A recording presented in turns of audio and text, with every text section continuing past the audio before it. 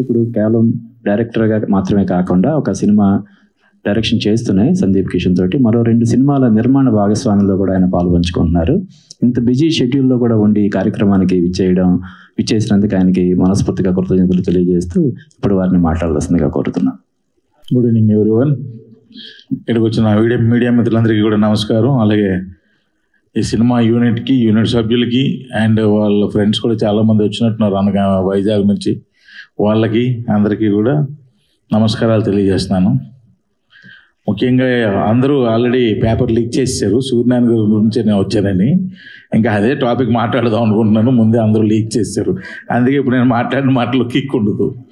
అంటే సూర్యనారాయణ గారు నాకు ఎలా పరిచయం అంటే, నేను ఒక సినిమాకి అసిస్టెంట్ డైరెక్టర్గా విజయనగరం వెళ్ళినప్పుడు అక్కడ రంగస్థల నటులందరూ ఎవరెవరు ఉన్నారు, స్టేజ్ ఆర్టిస్టులు అందరూ కూడా ఎవరు పనిచేస్తున్నారు, మంచి ఆర్టిస్టులు ఎవరున్నారు, వీళ్ళందరినీ కొంచెం ఏంటంటారు జల్లెడ పెట్టాం.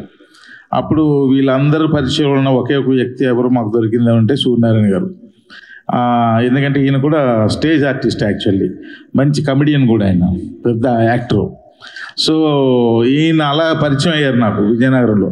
పరిచయం అయ్యి ఈయన హెల్ప్ తీసుకొని ఆ సినిమాకి కావాల్సిన ఆర్టిస్టులను అందరినీ గ్యాదర్ చేస్తూ, అలాగే ఆ సినిమాకి ఆయన కూడా డైరెక్షన్ డిపార్ట్మెంట్లో పనిచేసి, అంటే అలాగా అంటే ఆ రోజు చూసిన సూర్యనారాయణ ఈ రోజు చూసిన సూర్యనారాయణ ఇద్దరు ఒకలాగే ఉన్నారు.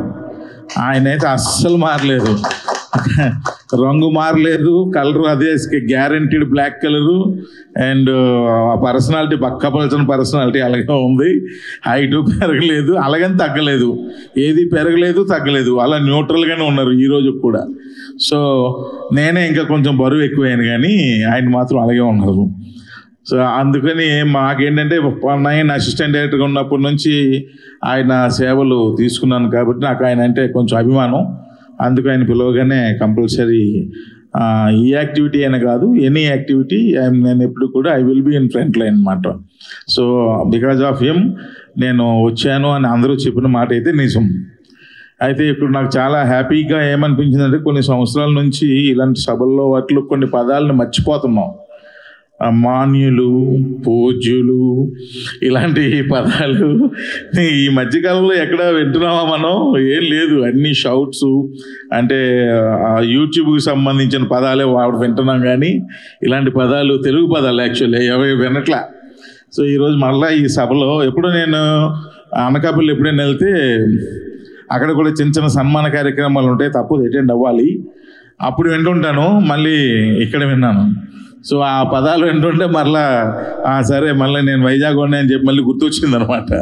సో ఎనీయో ఈ సినిమా యాక్చువల్గా ఇంతకుముందు ఒకసారి పోస్టర్ ఏదో కదా వచ్చి అప్పుడు చిన్న లైన్లా చెప్పారనమాట. సో నేనేమన్నానంటే మంచి ఫ్యామిలీ సినిమా అయ్యి ఉంటుంది అని చెప్పి అనుకున్నాను. ఆ తర్వాత మళ్ళీ నాకు తెలియదు, ఈరోజు సడన్గా మీతో పాటుగా నేను చూశాను. సో 21 రోజుల్లో సినిమా తీసాడంటే బాగా తీశాడు. And at the same time మొత్తం యూనిట్ అంతా కూడా వైజాగే, రైటర్స్ దగ్గర నుంచి, యాక్టర్స్ దగ్గర నుంచి, టెక్నీషియన్ల దగ్గర నుంచి అందరూ వైజాగ్ వల్లే పనిచేసి ఈ సినిమాని పూర్తి చేశారు. అందుకు చాలా సంతోషంగా ఉంది.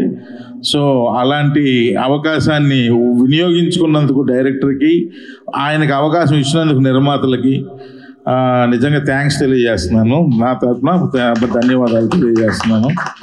And at the same time అమ్మాయిలు ఇద్దరు కూడా బాగా యాక్ట్ చేశారు. ఒక ఆమె వైఫ్ క్యారెక్టర్, ఇంకొక ఆమె చెడగొట్టే క్యారెక్టర్. ఇందాక చెప్పారుగా అనుమానంతో నైఫ్ క్యారెక్టర్.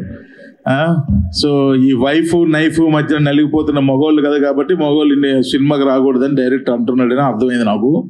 సో కాబట్టి మగాళ్ళు వెళ్ళకూడదంటే వెళ్ళకండి, అయ్యో ఇంటి దగ్గర ఉండండి, ఎక్కడికి వెళ్ళకండి, మనం ఓటీటీలో చూసుకుందాంలేండి, మరి ఏం చేస్తాం రానివ్వకపోతే. కానీ ప్రొడ్యూసర్కే ప్రాబ్లము, మగాళ్ళు కూడా వెళ్ళాలిగా. ఎందుకు మీ ఇద్దరు వెళ్తారా? డౌట్గా ఉంది, లేకపోతే మీ ఇద్దరి మీద మీ ఇద్దరికి. సో కంపల్సరీ వెళ్ళండి మీరు.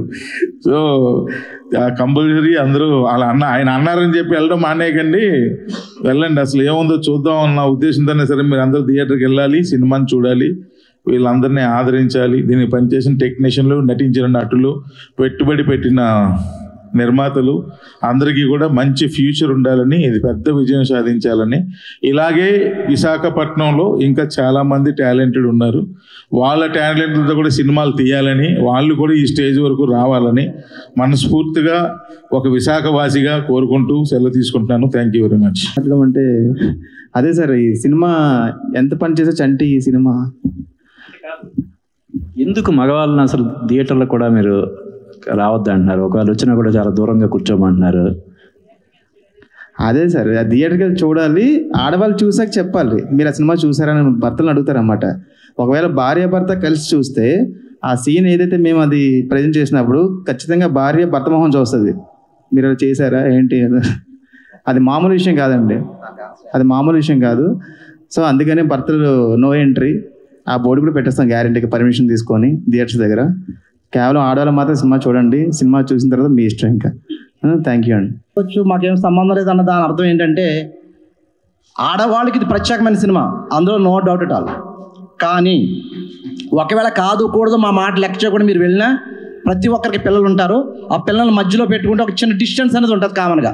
చెయ్యి సిరితే తగలని దూరంలో కూర్చుంటే సినిమా థియేటర్ నుంచి బయటకు వచ్చేస్తారు. కాబట్టి అది మంచి జరుగుతుందని కోరుకుంటున్నాము. చాలా అద్భుతమైన సినిమా, చాలా ఎంటర్టైన్మెంట్ ఉన్న సినిమా. ఒక చిన్న సస్పెన్స్ థ్రిల్లర్ తోటి సినిమా వెళ్తుంది.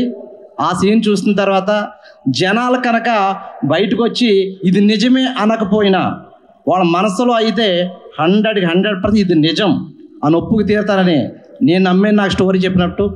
నిజంగా ఈ అవకాశం ఇచ్చినటువంటి అందరికీ మరొకసారి నేను ధన్యవాదాలు తెలియజేసుకుంటున్నాను.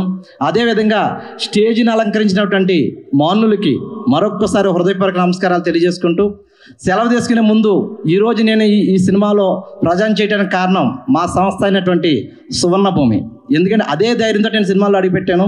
మా డైరెక్టర్ మేకా శ్రీనివాస్ గారికి, గోవిందరావు గారికి, ఉలిశెట్టి నాగరాజు గారికి, మా టీం సభ్యులందరికీ మరొక్కసారి హృదయపూర్వక పాదాబంధనాలు తెలియజేసుకుంటూ సెలవు తీసుకుంటున్నాను. ఎక్కువ టైం తీసుకున్నాను, ఏమనుకోద్దండి, 20 సంవత్సరాలు కలకదండి, మాట్లాడాలని మాట్లాడాను. దయచేసి పెద్దలు దీన్ని క్షమించాలి. అందరికీ థ్యాంక్ యూ అండి. జై శ్రీరామ్.